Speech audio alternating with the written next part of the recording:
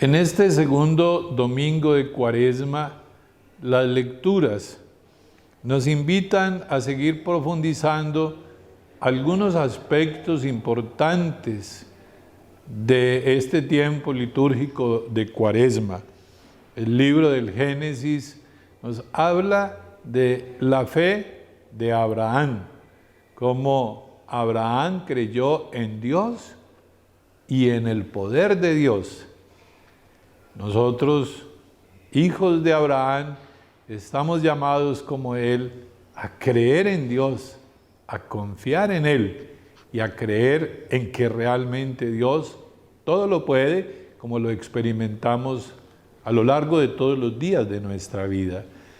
La lectura del Evangelio de San Lucas nos centra en la oración de nuestro Señor Jesucristo en el monte Tabor, acompañado de sus apóstoles, de sus 3 discípulos, frente a los cuales el Señor se transfigura.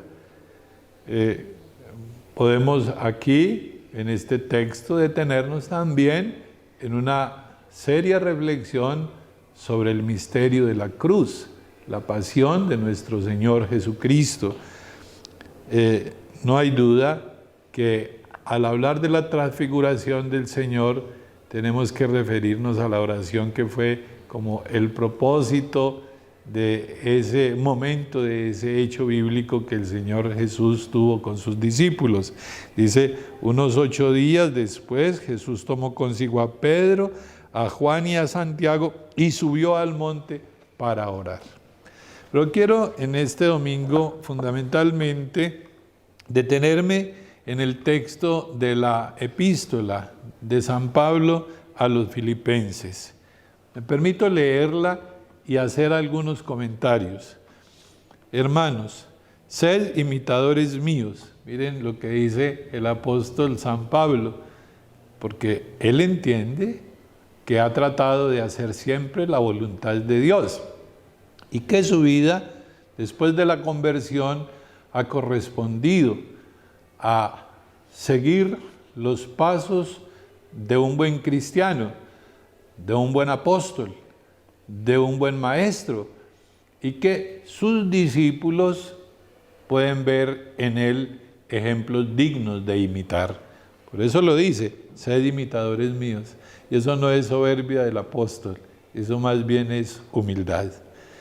Y fijaos en los que viven según el modelo que tenéis en nosotros, porque muchos viven según os dije tantas veces y ahora os lo repito, con lágrimas como enemigos de la cruz de Cristo, cuyo final es la perdición, cuyo Dios es el vientre y cuya gloria está en su vergüenza, y que no piensan más que en las cosas de la tierra.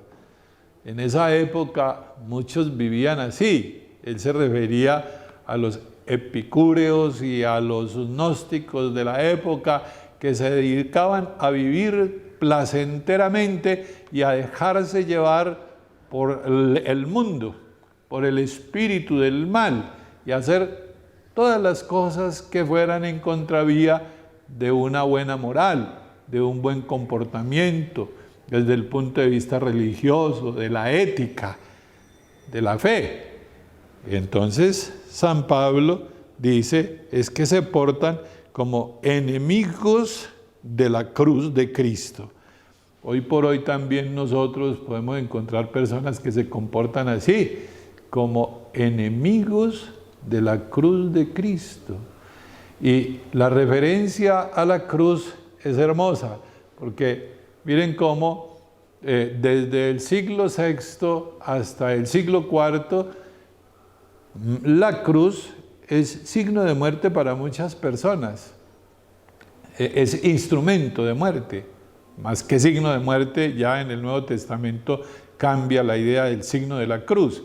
Es instrumento de muerte, porque quienes eran crucificados eran amarrados a la cruz, eran atados a la cruz y allí los flagelaban, los martirizaban para que murieran de una manera terrible, dolorosa, y fueron muchas las personas crucificadas. Con nuestro Señor Jesucristo cambia el sentido de la cruz, porque en la cruz nuestro Señor Jesucristo vence el pecado. En la cruz vemos la victoria de nuestro Señor Jesucristo sobre la muerte. Y vence el pecado y vence la muerte con la resurrección. Por eso el sentido de la cruz cambia totalmente en la persona de nuestro Señor Jesucristo y por nuestro Señor Jesucristo, que padece y muere en la cruz. Es la cruz un signo de bendición, es la cruz un signo del amor de Dios para nosotros, porque en Él muere nuestro Señor Jesucristo, el Hijo de Dios hecho hombre, para rescatarnos del pecado, para darnos la gracia, para darnos la vida y para invitarnos a vivir siempre en la esperanza de la resurrección. De modo que algunos se comportan como enemigos de la cruz.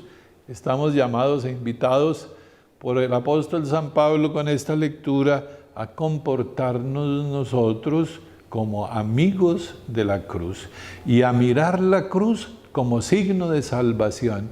Muy oportuno este año que tengamos en peregrinación la Cruz de la Paz de Aquisgrán, Alemania, peregrinando por algunas de nuestras parroquias, para que nos detengamos también a contemplar la grandeza del misterio de la cruz, que es la insignia o señal del cristiano. Luego, San Pablo dice, pero nosotros somos ciudadanos del cielo, de donde esperamos como Salvador al Señor Jesucristo, el cual transfigurará este miserable cuerpo nuestro en un cuerpo glorioso como el suyo, en virtud del poder que tiene de someter así todas las cosas. Era un honor para los filipenses declararse ciudadanos romanos. Entonces San Pablo utiliza una expresión parecida para decir, nosotros somos ciudadanos del cielo y por lo tanto debemos sentirnos orgullosos y comportarnos como tal. Un ciudadano tiene unos derechos y también tiene unos deberes que cumplir. Nosotros como ciudadanos del cielo tenemos unos derechos y tenemos unos deberes que cumplir. Bendito sea Dios, el Señor nos regala, digamos más que derechos, el Señor nos regala dones, gracias, carismas especiales para que transitemos por el camino recto de la vida que conduce al cielo, que conduce a la salvación. Pero estamos llamados a comportarnos como verdaderos ciudadanos de la Jerusalén celestial.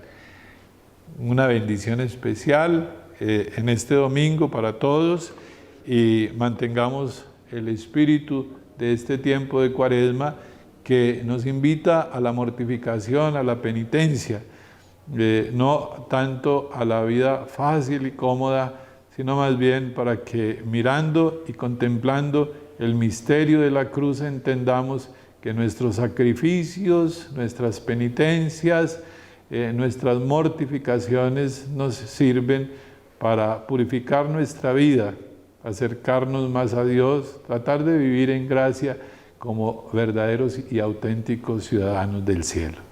El Espíritu Santo reavive la llama de amor que hay dentro de cada uno de ustedes, ministrando cada día de su vida. Que su Espíritu sea con el Padre, el Hijo y el Espíritu Santo.